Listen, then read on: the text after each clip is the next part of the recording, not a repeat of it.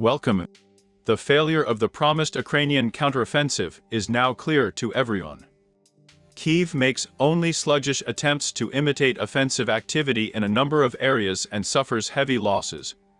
Despite this, a number of experts predict that a dangerous situation is developing for us in the SVO zone. Now realizing a military failure, the EPU will begin to build their own fortifications like ours and will go into defense. The conflict will take on a protracted character, which will be extremely beneficial to the West. The possibility of such a development of events in the SVO zone was analyzed for MEK by a veteran of military intelligence, hero of Russia, Colonel Rustam Klupov. Even now, as military analysts note, there are prerequisites for the fact that the AFU, after an unsuccessful offensive, will go on the defensive. They will sit in the trenches and start hitting our Russian cities with long-range missiles that the West will give. Britain was the first in May of this year to supply Kyiv with Storm Shadow missiles capable of hitting targets at a distance of up to m. On July, French President Emmanuel Macron announced the transfer of Scalp missiles with the same range to Ukraine. The United States is considering sending its ATACMS tactical missiles with a range of to Kyiv. So far, only Berlin has weakly resisted, refusing to hand over long-range Taurus missiles with a range of to the EPU. But there is hardly any doubt, if an order is issued from Washington, Berlin will answer yes.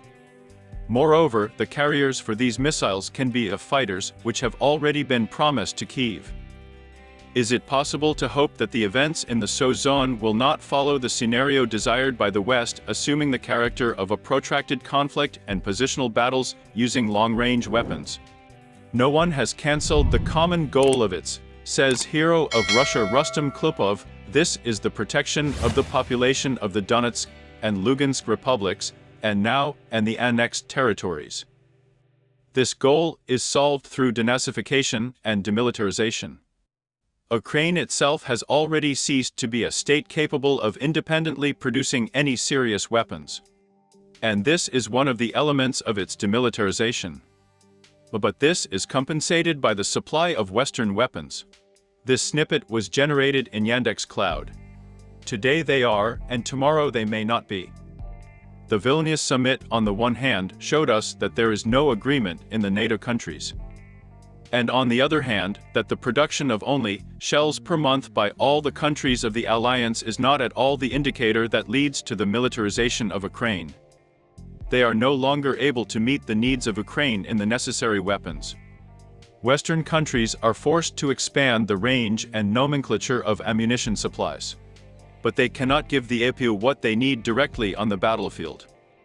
And they need infantry fighting vehicles, armored personnel carriers, tanks, and barrel artillery. And not capricious Western, but the most unpretentious and simple, like our Soviet systems. However, with these capricious Western weapons, they are still advancing, and we continue to defend ourselves with our reliable on.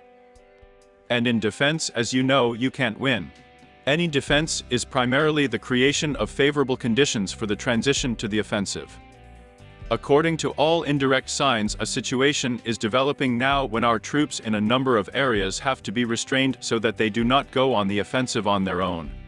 Since our general global offensive, as I understand it, is not fully ready yet. Reserves at the tactical level may not be in sufficient quantity right now. This text was voiced using Yandex Cloud Speak It.